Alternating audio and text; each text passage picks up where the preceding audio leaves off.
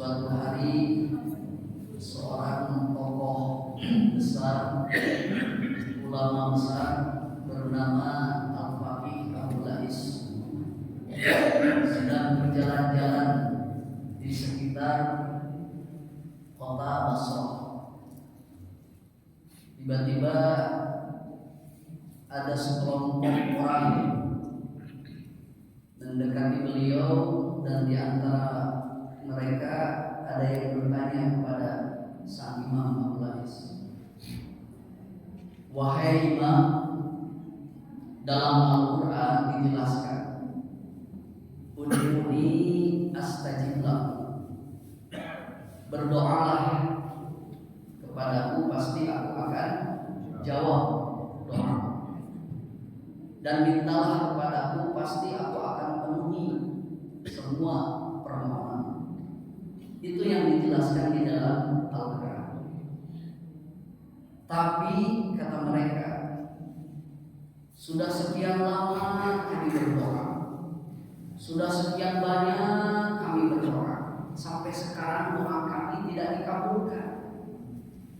Nah, ini mungkin di antara kita juga ada seperti itu. Doa kami sudah sekian banyak, doa kami sudah lama berdoa, tapi sampai saat ini tidak dikabulkan oleh Allah. Apakah Al-Quran itu salah? Apakah doa kami yang salah pasang, atau memang Tuhan kebetulan tidak dengar? Kata mereka.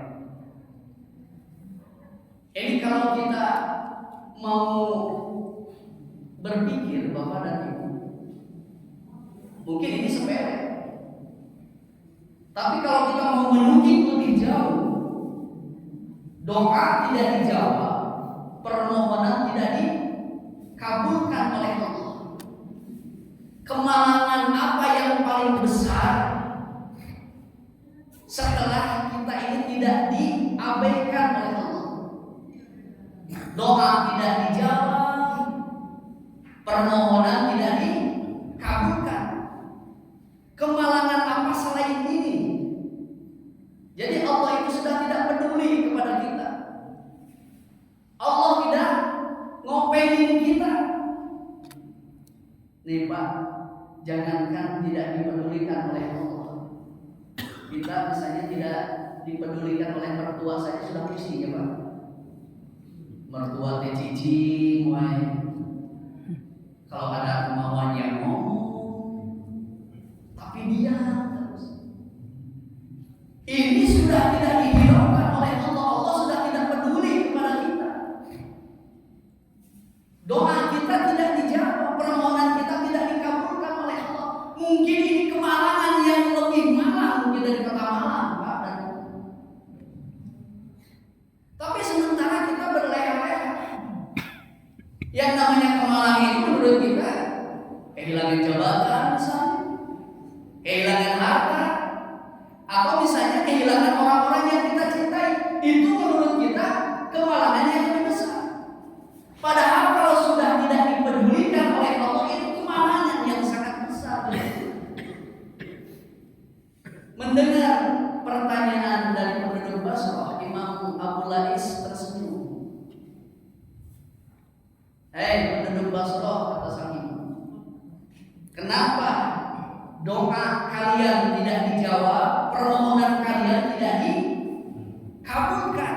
Hatimu mati," kata Abu Lais. Kalau hati mati, mana mungkin ada getaran channel yang langsung kepada Allah. Jadi kalau sudah hati mati, mana mungkin doa akan dijawab oleh Allah, mana mungkin permohonan akan dikabulkan oleh Allah, karena hati kita mati.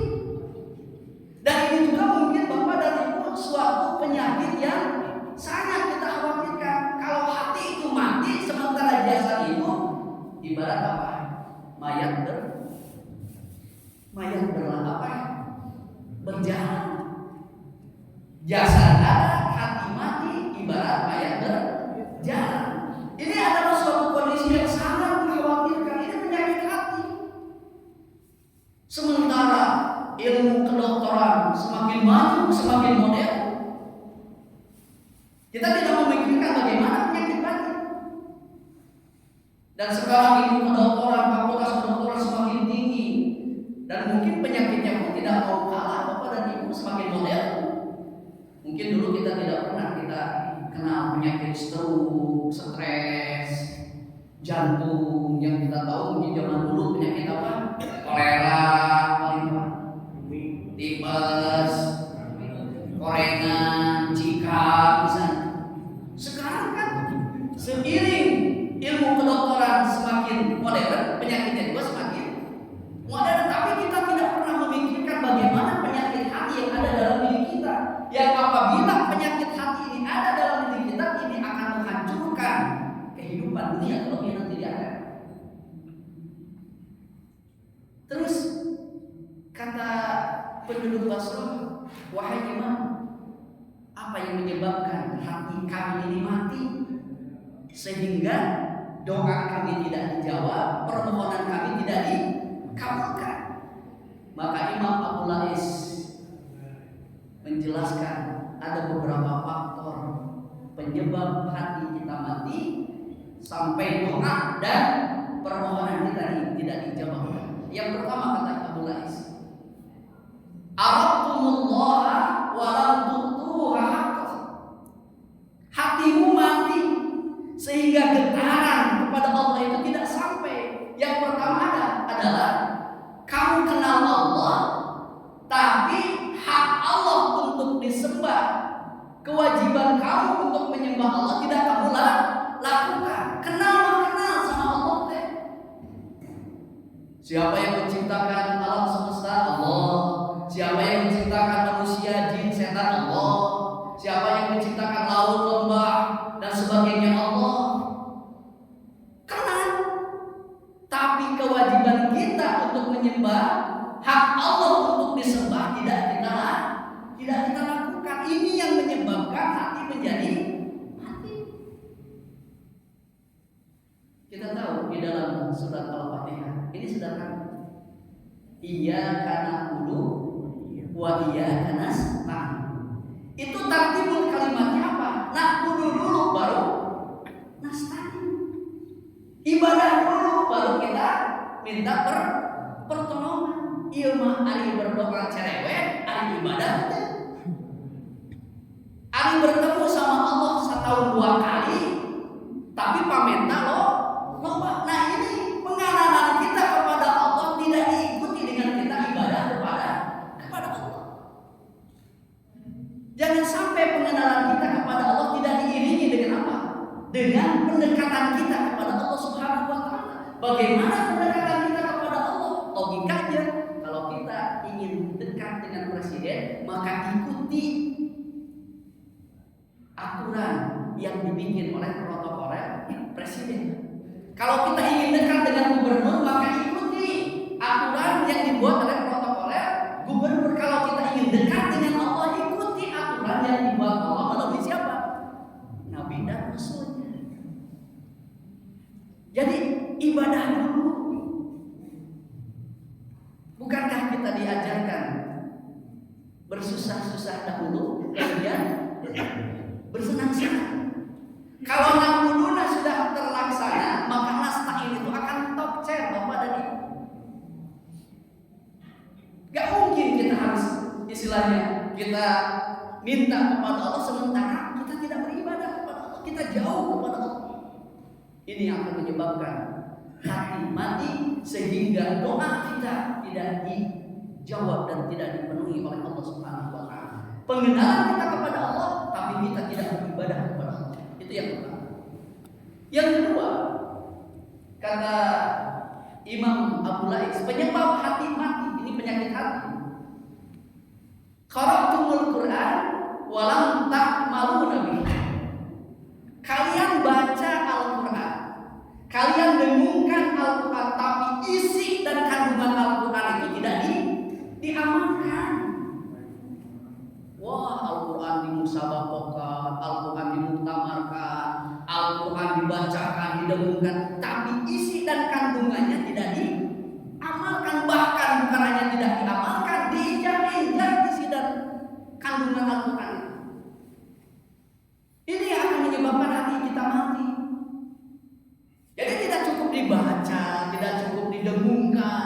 Intinya adalah amalkan. Maka ini ada 3 hadis yang menegaskan dari Rasul kepada kita. Yang pertama kata Nabi, "Idza asumatil ummatid dunya nuzi'at min qira'atil." Apabila kata Nabi, umatku sudah mengagung-agungkan dunia, sudah menjadi budak materi, maka kata Nabi akan diangkat nuzi'at min haibatil Islam, akan diangkat kehebatan Islam dalam ini. Yang kedua, apabila umatku sudah meninggalkan amal ma'ruf nahi munkar, maka akan dihilangkan keberkahan wahyu, keberkahan Al-Quran. Yang ketiga, apabila umatku sudah saling caci mencaci, hina menghina, gesek menggesek, maka kata Nabi akan dihilangkan derajatmu, akan disimpan ke tempat yang paling rendah. Idza azumatil ummati dunya, apabila umatku sudah mengagung-agungkan dunia, semua hanya dilihat dari materi saja, maka dihilangkan kehebatan Islam dalam diri. Islam itu kecil, Islam itu gampang, dikasih jabatan saja sudah, gak bisa apa-apa. Ini yang menyebabkan kehebatan kita sebagai umat Islam itu sudah tidak ada kalau kita hanya mengagungkan apa, keduniaan materi saja. Yang kedua, apabila umat kata Nabi sudah menghilangkan, tidak menjalankan amal ma'ruf nahi munkar, maka kehebatan wahyu, kehebatan Quran itu sudah tidak ada, dicabut. Ini yang menjadi persoalan bagi kita. Apabila amal ma'ruf nahi munkar sudah tidak dijalankan, ya hidup seenaknya saja. Makanya kenapa Bapak dan Ibu, bayi yang baru keluar itu pasti diajarkan kalimat yang pertama itu apa? Allahu Akbar, kalimat bayi. Karena bayi itu apa? Kaset kosong yang masih jernih. Kalau dikasih rekaman itu pasti akan bagus. Pertama, beda di pura-pura.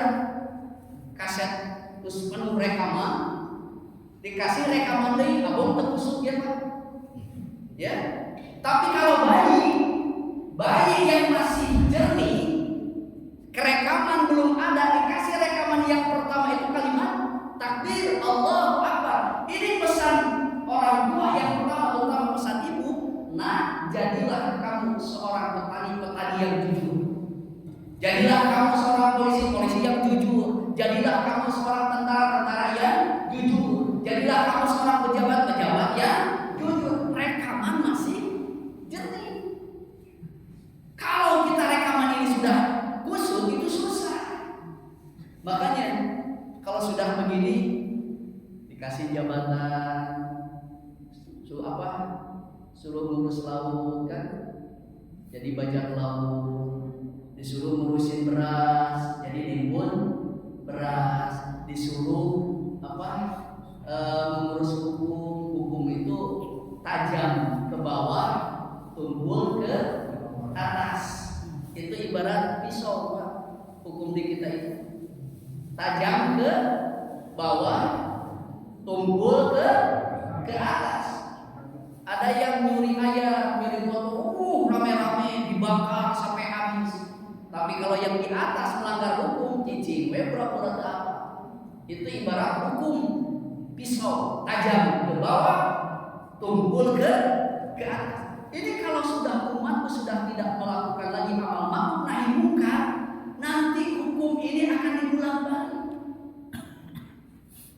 Di mana kita hidup di zaman di mana tontonan jadi tuntunan. Kita ini hidup di masa orang yang jujur dikhianati, orang yang berkhianati berikan amanah. Di mana kita ini hidup sudah berubah pergeseran dengan sedemikian rupa. ma'ruf nahi munkar tidak dijalankan, maka kehebatan Al-Quran itu akan hilangkan dari diri kita. Itu yang kedua. Yang ketiga, Bapak dan Ibu, penyebab hati ini mati, kata Imam Abu Lais, adalah akaltu nikmati rabbikum walam tashkuru. Kalian ini banyak memakan nikmat Allah, tapi tidak pernah bersyukur akan nikmat yang telah Allah berikan kepada kita. Ini yang menyebabkan hati kita menjadi mati, sehingga doa kita tidak pernah dijawab oleh Allah. Ikan di lautan, Bapak dan Ibu, setiap saat, setiap hari diciumin, tapi kita tidak pernah hiraukan siapa yang memberi ikan dan laut. Nikmat dari Allah, Bapak dan Ibu, Masya Allah, setiap saat, tidak pernah berhenti dari mulai kita bangun tidur sampai kita tertidur kembali. Bahkan dalam tidur itu nikmat Allah tidak pernah berhenti kepada kita. Tapi kita, Masya Allah, wabi ayyi ala'i rabbikuma tukadziban. Kita ini tukang bohong. Kita ini suka melupakan nikmat yang Allah berikan kepada kita. Bahkan nikmat yang besar kita saja. Beberapa minggu ke belakang, beberapa pekan ke belakang, kita sama-sama merayakan hari ulang tahun kemerdekaan yang ke-79. Itu adalah nikmat bagi negara kita, hadirin rahmatullah. Dari sekian banyak nikmat yang Allah berikan kepada kita, Allah apa? Allah hanya minta satu, bersyukur kepada, bersyukur kepada. Makanya dalam hadis qudsi Allah nyatakan dengan tegas, wa man lam yashkur an ni'ami wa lam yashir an bala'i fahrus ila sama wajlub rabban siwaya. Siapa yang tidak pernah bersyukur akan nikmat dariku, kata Allah, siapa yang tidak pernah sabar akan bala dariku, akan musibah dariku, keluar kamu dari kolong langit dan cari Tuhan selain aku. Tantangan lalu kurang bersyukur, lalu kurang bersabar, ku Allah diusir di kolong langit ini. Kalau kita sudah diusir dari kolong langit ini, cek bahasa udah memang kemenong, mereka mana? Diusir di Bandung, ya kan? Garut, diusir di Garut, ya kan? Sukabumi misalnya. Diusir dari Indonesia bisa ke Malaysia, bisa ke Singapura. Tapi kalau diusir dari bumi, mereka mana? Bahkan kata Allah di dalam surat Al-Kahfi 2 ayat terakhir, Qul innal bahra, katakan kalau seandainya lautan yang ada di dunia ini dijadikan tinta, kata Allah, untuk dijadikan tinta untuk menulis kalimat-kalimat Allah, maka tidak akan pernah cukup saking banyak nikmat yang Allah berikan kepada kita. Tapi kita suka lalai kepada Dia. Dengan apa kita bersyukur kepada Allah? Imam Al-Ghazali membagi syukur itu menjadi 3. Syukur bil qalbi, syukur bil lisan, syukur bil amal. Syukur bil qalbi meyakini semua yang Allah hadirkan itu adalah nikmat.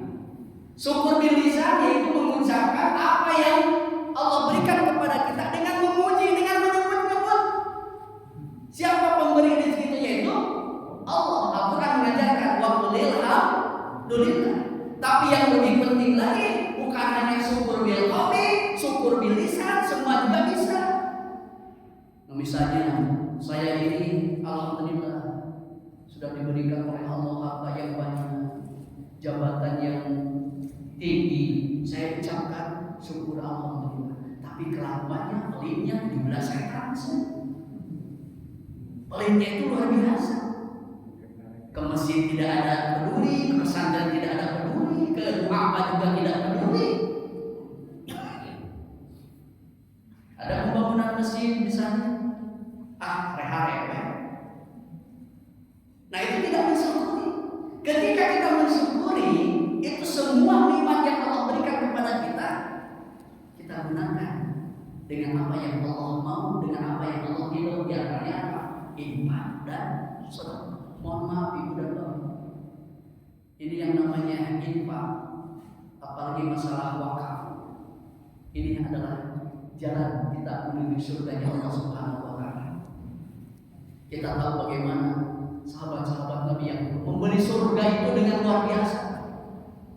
Rasulullah, Umar bin Khattab itu sampai kebun-kebun kurma yang sampai sekarang ini itu adalah beliau yang mewakafkan semuanya.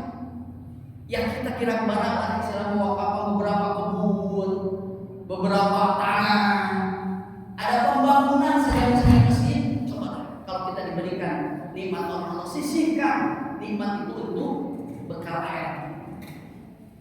Nah, kadang-kadang kita suka terlena dengan nikmat yang Allah berikan kepada kita. Kita hanya melihat bahwa nikmat itu apa?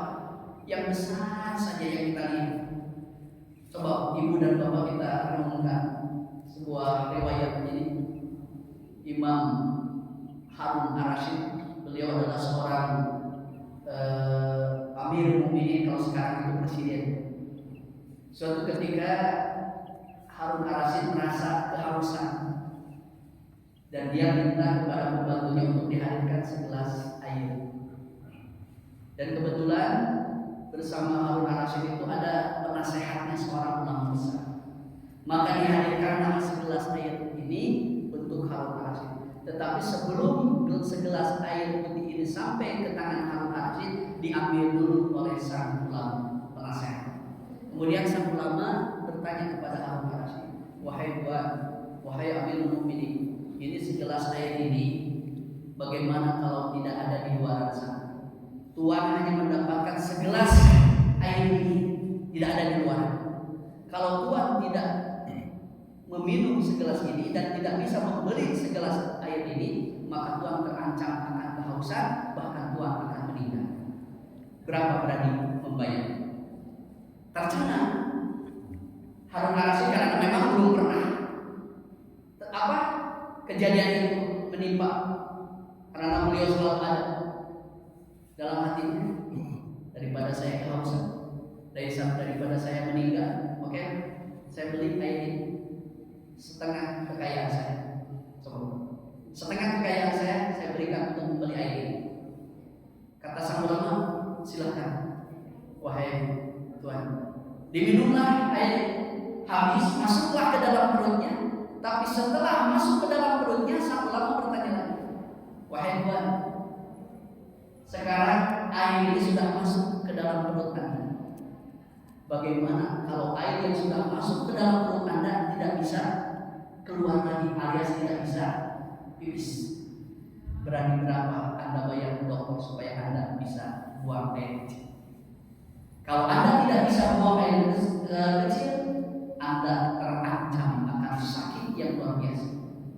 Tercengang lagi Amirul Mukminin Harun Ar-Rasyid. Baik, saya akan bayar dokter sisa dari kekayaan saya. Maka sang ulama berkata, alangkah berharganya segelas air ini. Mungkin menurut kita sepele ya. Alangkah berharganya segelas air ini sampai menghabiskan semua kekayaan. Jadi Bapak dan Ibu, nikmat yang kita rasakan ini baru kita kerasa setelah nikmat itu hilang dalam diri kita. Orang yang punya mata, kita baru merasakan punya mata setelah sakit mata, betul nggak?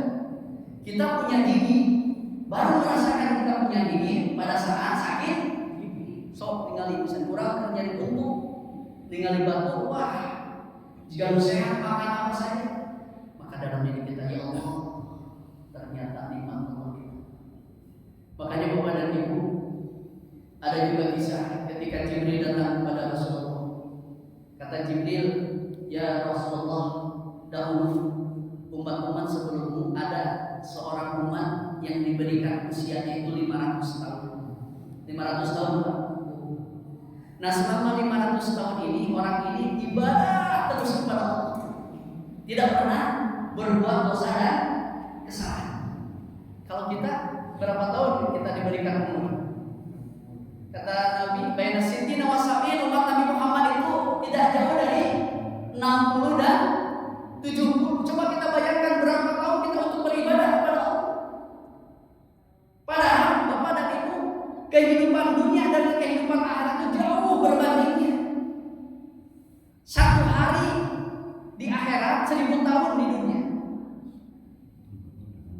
1 detik di akhirat 48 hari di dunia. Berarti kalau kita berbuat dosa dan kesalahan 1 hari, disiksa nama di alam kubur itu 1000 tahun. Itu kehidupan dunia. Nah, orang ini selama 500 tahun ini ibadah terus kepada Allah. Tidak pernah berhenti, bahkan tidak pernah berbuat dosa dan kesalahan. Sehabis dia sholat, dia selalu berdoa kepada Allah, ya Allah, matikan aku dalam keadaan sujud kepadamu. Jadi dia ingin meninggal dalam keadaan husnul khotimah, yaitu sujud kepada Allah. Ternyata doanya dijawab oleh Allah. Pada saat dia meninggal, mungkin ini umat di zaman Nabi Musa, umat Nabi Musa. Dia dijawab doanya ketika dia meninggal mati dalam keadaan sujud. Bahkan ketika dibangkitkan dari kubur nanti posisinya dalam keadaan sujud. Kata Allah kepada malaikat, wahai malaikat, masukkan dia ke dalam surgaku atas rahmatku. Masukkan dia ke dalam surgaku atas rahmat. Tapi dia protes kepada Allah, ya Allah, aku masuk ke dalam surgamu bukan atas rahmatmu, tapi atas amalanku. Wajar aku dimasukkan ke dalam surga 500 tahun aku ibadah kepada Allah dan tidak pernah berbuat dosa dan kesalahan. Wajar aku masuk surga. Protes dia sampai 3 kali. Akhirnya kata Allah, wahai malaikat, timbang amalan dia. Yang 500 tahun itu timbang, apakah sesuai dengan kemauan dia ingin masuk surga dengan amalannya? Hadirin rahimahullah, setelah ditimbang ternyata amalan yang 500 tahun itu dia ibadah kepada Allah tanpa berbuat dosa tidak seimbang dengan nikmat Allah. Itu pun nikmat Allah itu hanya melihat saja. Nikmat melihat saja tidak sebanding dengan apa? Dengan ibadah 500 tahun. Apalagi kita, masya Allah.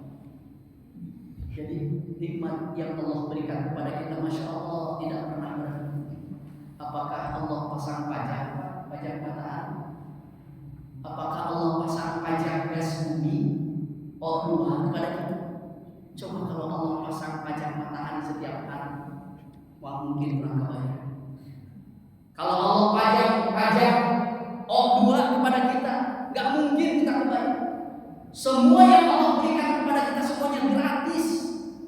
Tapi Allah hanya minta bersyukur kepada Allah. Mungkin dalam benak kita, dalam surat Ibrahim ayat 7, la in syakartum la azidannakum wa la in kafartum inna adzabi lasyadid. Menurut kita, apakah Allah itu butuh rasa syukur dari kita? Apakah Allah itu butuh ibadah dari kita? Dijawab di dalam surat Ibrahim ayat yang ke-8-nya, apa kata Allah?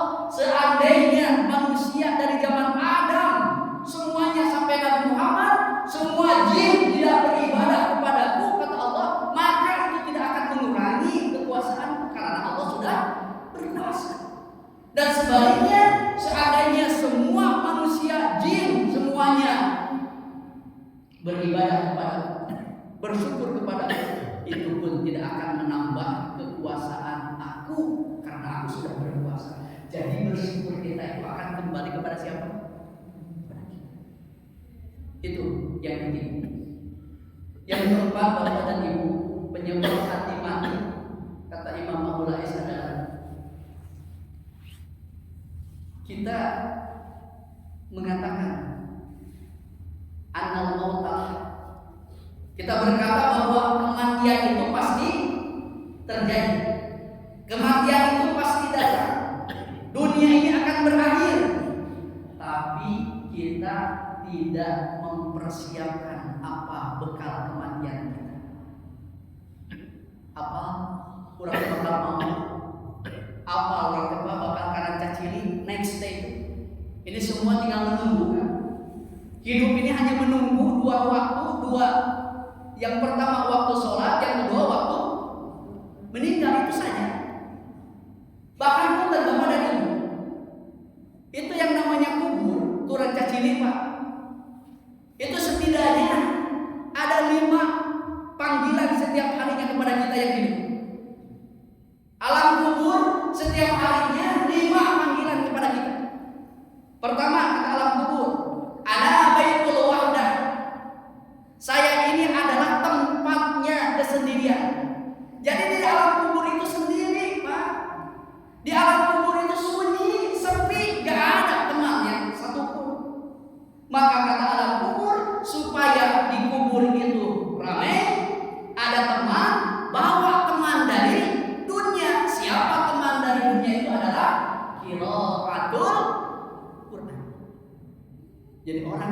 senantiasa membaca Al-Quran, mengagungkan Al-Quran, mengamalkan isi dan kandungan Al-Quran, itu tidak akan pernah sepi di dalam kubur ini. Insya Allah jemaah Al-Huda, ahli Quran semuanya. Amin. Nanti akan diramaikan di alam kubur itu karena membawa apa? Bacaan Al-Quran. Yang kedua kata kubur, ana baituz zulma. Saya ini adalah rumah kegelapan. Bu, wae tunggu dikubur. Di bumi wae, misalnya di kamar, ketika kita di kamar atau di rumah, kemudian aliran ya, lampu mati gimana kita? Itunya panik. Nanti di dalam kubur ibu dan bapak, masya Allah gelapnya luar biasa. Di kubur ini gelap kata kubur. Maka supaya kamu tidak gelap di alam kubur, bawa penerang dari dunia. Apa itu penerang dari dunia? Tiada lain adalah sholat, terutama sholat tahajud. Wa minal laili fatahajjat bihi nafilatan. Kalau orang yang senantiasa sholat tahajud, apalagi setiap malam, insya Allah di alam kuburnya akan diterang. Yang ketiga kata alam kubur, aku ini adalah tempat di mana binatang-binatang buas ada. Apa bu? Di alam kubur itu binatang-binatang buas itu semua ada, termasuk ada yang namanya ular suja itu dari neraka. Itu yang akan menyantap orang yang tidak pernah sholat. Dia santap, kemudian dia lemparkan ke dalam bumi yang paling dasar. Ada kalajengking. Makanya kalau orang dikubur, bapak dan ibu mungkin hanya seminggu atau beberapa hari itu jasad itu sudah rusak. Ya. Tapi kenapa orang yang ribuan tahun, puluhan tahun jasadnya masih utuh? Nah, apa senjata racun untuk membunuh semua binatang-binatang yang ada di dalam kubur? Kata kubur, maka bawa racun dari dunia. Apa racun dari dunia? Tiada lain adalah bacaan basmalah. Nah, tadi bacaan basmalah senjata bagi racun-racun binatang-binatang yang ada di dalam kubur. Makanya Bu, Pak, ini ada kisah dalam kitab Imam Ghazali Ihya Ulumuddin. Itu dikisahkan ada setan, ada dua setan. Ada setan yang kurus, ada setan yang gemuk. Suatu ketika setan ini bisa bertemu kan dan sama-sama setan. Berdialoglah setan yang kurus dengan yang gemuk. Setan yang gemuk bertanya kepada yang kurus, "Tan, kunaon ka badan kamu kok kurus kerempeng, kayak tidak makan saja?" Kata setan yang kurus, "Bagaimana aku tidak kurus? Aku ini disuruh oleh raja di atas, yaitu iblis, untuk menggoda jamaah Masjid Al-Huda, orang-orang mukmin, orang-orang soleh. Yang namanya orang-orang mukmin, khususnya jamaah Masjid Al-Huda, setiap kali mau beramal soleh selalu baca apa? Bismillah. Mau tidur baca Bismillah. Jadi aku tidak bisa ikut ke selimutnya, kata saya. Terpaksa aku tidur di emper, kedinginan. Mau makan orang mukmin baca basmalah. Makanya aku tidak bisa ikut makan. Nah, Pak, kalau menurut orang yang makan tanpa basmalah jadi bantuan ku setan. Makanya ayat suka berkah namun ya, ayo makan banyak tapi itu berkah. Kata setan ikut. Jadi orang mukmin mau makan juga baca bismillah, aku tidak bisa ikut makan, terpaksa apa? Aku kelaparan. TSN makan. Terus orang mukmin itu punten, kalau mau hubungan suami istri selalu baca basmalah. Aku tidak bisa ikut. Tuh, makanya ulah langsung wae Pak. Hubungan suami istri tidak ada doa minimal basmalah. Ini setan. Setan takut lagi. Kenapa ibu datanya? Hese diatur semua rumah. Tapi salah perbuatan produk kawanan salah. Ya, tidak baca basmalah. Bahkan misalnya dalam satu bulan Ramadan itu basmalah itu tidak kita bacakan karena ada Allahumma lakasumtu teh. Nah, ini bukan berdosa tapi salah pasang. Ketika kita buka, kan kata Nabi sunatnya itu apa? Ada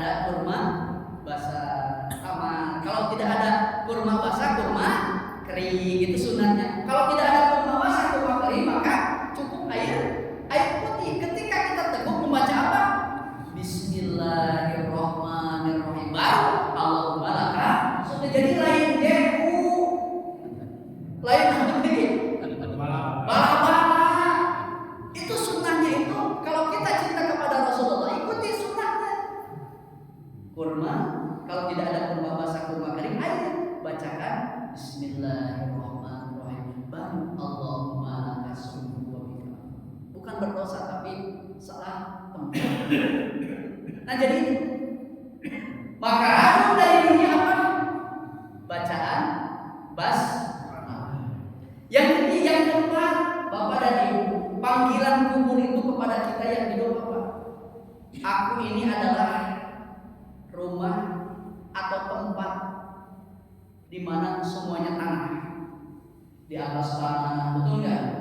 Di bawah tanah, kanan, kiri, tanah. Walaupun ibu dan bapak sekarang misalnya tidur di rumah, di kamar yang mewah, tidur di spring bed, bahkan di kamar kayak kolam renang misalnya ya, ada tempat pemandian yang mewah, mungkin apa, ibu kita tidur di kanan kiri tanah, atas bawah juga tanah. Maka kata kubur, supaya kamu enak tidur di dalam kuburnya di ranca ciri, bawa tempat yang enak. Apa itu tempat yang enak? Amal soleh. Nah sekarang masjid kalau udah sedang membangun apa? Menara. Tadi amal soleh. Kata dia, nah supaya enak tidur kan di kubur.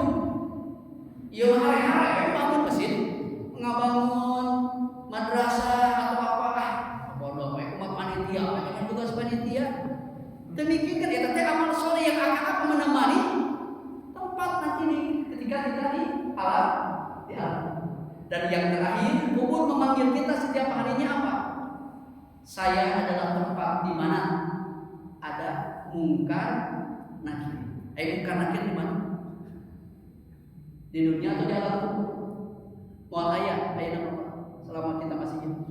Nu aya ge CCTV, tak CCTV orang naon nu hakikatnya. Rokin, Adi, ini Pak CCTV yang tidak akan pernah error. 24 jam bahkan lebih ini selalu mengawasi kita CCTV. Makanya kalau kita berbuat baik, berbuat salah, ini selalu kontrol. Mual sampaikan ke error. Tapi kalau di alam kubur nanti ada siapa? Mungkar nakir. Siapa itu mungkar nakir? Ketika 7 langkah orang yang mengantarkan pulang itu nolojol mungkar nakir memberikan apa? 5 pertanyaan. Ini sudah pertanyaan yang sudah bukan rahasia lagi ya, sudah rahasia umum tapi menjawab bukan orang. Man rabbuka? Siapa Tuhanmu? Tadi apa Allah teh sang pencipta tapi hese ibadah. Jadi tidak bisa ngajawab. Man rabbuka? Kalau kajideul langsung ditinggal ku gendir dari neraka, langsung terperosok sampai ke dasar bumi. Wa man nabiyuka? Siapa nabimu? Gideul. Dan tidak pernah mengenal Rasulullah, bahkan sunnah-sunnahnya juga tidak pernah melakukan. Tinggal deui sampai ke dasar bumi. Wa man imamuka? Siapa imammu? Tidak bisa dan tidak dekat dengan Al-Quran, tidak pernah baca Al-Quran, dideui sampai ke dasar bumi. Kemudian wa man aina kiblatuka? Di mana kiblatmu? Antara sholat mau jawab di mana? Dan terakhir wa man ikhwatuka? Siapa saudara-saudaramu? Antara gaul, antara silaturahmi, antara ke masjid, antara ikut kajian, ditegur deui. 5 pertanyaan itu mungkar nakir, masya Allah ibu dan bapak. Tapi kalau kita punya amalan tadi membaca Al-Quran, itu nanti Al-Quran itu akan menjelma seorang lelaki yang gagah sejati menunggu di pinggir jenazah. Ketika mungkar nakir datang, kaget mungkar nakir. Siapa itu? Ada ajudan. Siapa yang gagah seperti ini? Ditanya, siapa kamu? Keluarlah, kata mungkar nakir. Kata lelaki tadi yang menjelma Al-Quran, yang menjelma seorang lelaki yang gagah, aku tidak akan meninggalkan jenazah. Sebetulnya siapa kamu? Kata mungkar nakir. Akulah Al-Quran. yang selalu jenazah ini baca ketika di dunia. Maka Bapak dan Ibu, pertanyaan karena itu singkat dan dia bisa menjawab dengan lancar. Maka apa yang harus dibawa dari dunia supaya melancarkan pertanyaan kita di alam kubur? Tiada lain adalah kalimat La ilaha illallah. Itulah kalimat La ilaha illallah yang akan memudahkan ketika kita di alam. Apakah mudah? La ilaha illallah. Saya mengkewe kudu ibadah, kudu sholat, kewe pas nek maut, sakaratul maut ucapkeun la ilaha illallah. Dan cek Nabi man qala la ilaha illallah fi akhirih dakhala jannah. Siapa yang mengucapkan la ilaha illallah di akhir ayatnya ketika dia mau mengampaskan napasnya, maka masuk surga. Apakah mudah Bapak dan Ibu? Tidak. Gimana kebiasaan? Kalau kebiasaan kita selalu mengucapkan la ilaha illallah, insyaallah akan didengar. Nah itulah kita harus ingat kubur. Orang yang paling cerdas kata Nabi, orang yang sangat cerdas dia adalah orang yang banyak mengingat kematian dan mempersiapkan apa yang sudah dipersiapkan untuk kematian.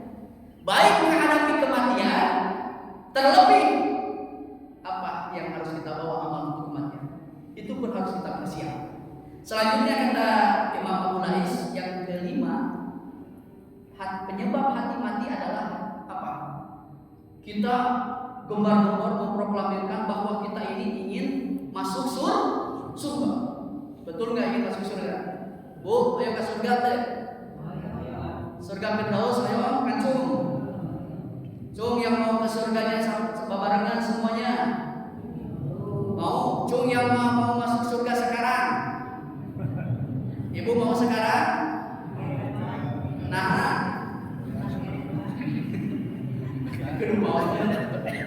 ya, dia mengatakan ingin masuk surga, tapi jalan untuk menuju surga itu yaitu ibadah tidak dia lakukan. Semua orang juga kalau ditanya mau masuk surga mau, tapi hese ibadah. Makanya kata Nabi, kullu ummatin yadkhuluna al-jannah illa man aba. Semua umatku akan masuk surga kecuali yang enggan, yang tidak mau. Ayat kamu tidak mau? Ada. Mulutnya mengatakan mau masuk surga, tapi disuruh sholat, tidak mau. Disuruh zakat, tidak mau. Disuruh infak sedekah, tidak mau. Disuruh peduli kepada madrasah, pesantren, masjid, tidak. Tak etak disebut tidak mau masuk surga. Dan yang keenam, dia keluar mengatakan tidak mau masuk neraka. Pak, punten, segimana pun bajingan, tukang bobok, tukang taruh, tukang merosotin roh, misalnya, lalu ditanya, kamu mau nggak masuk neraka? Pasti jawabannya tidak mau. Pasti semua bajingan juga. Tapi malah dia lemparkan dirinya ke dalam api neraka. Kelakuannya bermaksiat, kelakuannya berdosa. Dan terakhir penyebab hati mati kata Imam Abu Lais adalah kamu sering menguburkan mayat saudara, kerabat, tetangga. Kamu baringkan mayat itu di dalam kuburan, tapi tidak menjadi pelajaran bagi kamu, tidak menjadi iktibar bagi kamu bahwa kamu pun akan seperti itu. Kurang baringkan Pak mayat saudara atau siapa misalnya, tapi tidak menjadi pelajaran. Isu pakai tote buat di kuburan anu dibalik. Begitu kan? Sekarang kita masih bisa mandi sendiri Pak, tapi besok atau lusa belum tentu. Mungkin kita sudah dimandikan oleh orang lain. Sekarang kita masih bisa berpakaian sendiri, tapi besok atau lusa kita sudah dipakaikan pakaian terakhir kita yaitu kain kafan. Hari ini kita masih bisa berjalan sendiri Pak ke masjid sekarang, tapi besok atau lusa belum tentu kita mungkin sudah diboyong, digotong ke tempat peristirahatan kita terakhir. Nah itu yang terakhir. Mudah-mudahan hati kita tidak mati. Yang menyebabkan hati kita mati itu sampai doa kita tidak dijawab, permohonan kita tidak dikabulkan oleh Allah. Di antaranya adalah tadi pengenalan kita kepada Allah, tidak kita ibadah kepada Allah. Haknya untuk disembah, kewajiban kita untuk beribadah itu tidak dilakukan oleh Allah. Yang kedua tadi, kita banyak membaca Al-Quran, banyak mendengungkan Al-Quran, tapi isi dan kandungan Al-Quran itu tidak dilaksanakan. Itu juga akan menyebabkan hati mati. Yang ketiga tadi, kita banyak menikmati nikmat dari Allah. Kita banyak merasakan nikmat dari Allah, tapi kita enggan untuk bersyukur kepada Allah Subhanahu wa taala. Kemudian kita tahu bahwa kematian itu pasti datang, kematian itu pasti menjemput kita, tapi kita tidak pernah mempersiapkan apa bekal kematian kita. Kita ingin masuk surga, tapi kita tidak berusaha supaya mengerjakan amal-amal yang bisa memasuki surga. Kita tidak mau masuk neraka, tapi kita justru menggelincirkan diri kita ke dalam api neraka. Dan kita banyak mengurus jenazah, ya, memandikan, menyolatkan, bahkan menguburkan, tapi tidak menjadi iktibar bagi kita, tidak menjadi pelajaran bagi kita bahwa besok atau lusa kita akan seperti itu. Siapa pada Ibu? Insya Allah ada yang mau bertanya terutama masalah kematian. Ya. Terakhir Bapak dan Ibu, orang yang meninggal itu hanya 3 yang dinanti-nanti Pak. Ya. Orang yang meninggal itu hanya 3 yang dinanti-nanti di dalam kubur. Yang pertama adalah kapan terjadinya hari kiamat. Itu yang dinanti-nanti.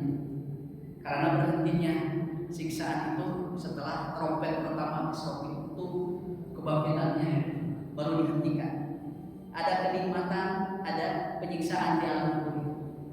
Yang dinanti-nanti orang yang disiksa adalah apa? Kapan ini berhentinya siksaan? Yang dinanti-nanti orang yang nikmat di dalam kubur apa? Masuk surga. Kapan saya masuk surga? Ya, itu yang pertama. Yang kedua yang dinanti oleh ahli kubur itu adalah kiriman doa dari ahli warisnya, terutama anak-anak.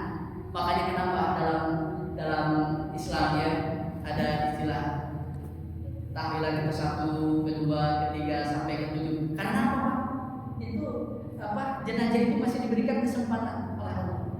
Itu masih menengok ke rumah yang bekas dia ketika di dunia, melihat di sini setiap maghrib sampai 7 ada orang yang berzikir, membaca yasin, tenang dia, ya, sampai ke 40. Itu masih diberikan kesempatan oleh Allah untuk melihat menengok keluarga. Dan yang ketiga yang dinanti oleh ahli kubur tiada lain adalah kabar ahli waris. Ya, kabar, apakah kabar baik atau kabar buruk? Kalau misalnya ada kabar baik dari malaikat bahwa ahli waris itu soleh, selalu mendoakan ahli masjid, alangkah gembiranya untuk ahli kubur. Tapi sebaliknya kalau mendapat kabar yang buruk dari malaikat bahwa ahli warisnya itu tadi, wah, luar biasa, berdoa kepada Allah. Alangkah kecewanya ahli alam kubur itu, bahkan dia akan terus disiksa di alam. Mudah-mudahan pertemuan kita menjadi pertemuan yang penuh berkah di sisi Allah. Mudah-mudahan kita menjadi ahli surga. Jadi kita tinggal menunggu kapan kita akan diambil oleh Allah Subhanahu wa taala. Semua di sini adalah menunggu semua, camot-camot semua di sini. Ya, calon-calon mati semua, calon-calon jenazah semua. Kita tinggal hanya menunggu. Dunia ini hanya singkat, Bapak dan singkat. Kalau dibandingkan tadi 1 hari di akhirat 1000 tahun di dunia, itu kita ini hanya hidup di akhirat itu hanya perbandingan itu 1,5 jam Pak. Kita itu 1,5 jam kalau umur 60 atau 70 tahun. Itu apa yang kita ya, apa yang kita Nabi Adam saja, iblis saja yang hanya 1 kali berbuat dosa kepada Allah sudah ada di surga, diusir oleh Allah kan? Ada kita yang ke surga Pak? Bu, yang ke surga? Berapa kali ibu berbuat dosa dan kesalahan? Berapa kali bapak berbuat dosa dan kesalahan? Ayo kita surga, rasanya mustahil kalau menurut akal kita. Tapi kalau kita dimasukkan ke dalam surga semata-mata itu hanya rahmat dari Allah, kasih sayang Allah kepada kita. Yang kedua adalah syafaat hingga Rasul. Makanya sebentar lagi di bulan September, tepatnya tanggal 16, kita akan sama-sama mengingat Maulid Nabi, kelahiran Nabi. Ini orang yang sangat kita rindukan dan kita cintai. Ini Ini yang akan menyebabkan kita mendapatkan syafaatul uzma. Makanya terus laksanakan sunnah-sunnah. Hanya itu yang dapat saya sampaikan. Sekali mudah-mudahan ada hikmah dan faedah bagi kita semua. Mudah-mudahan kita husnul khotimah.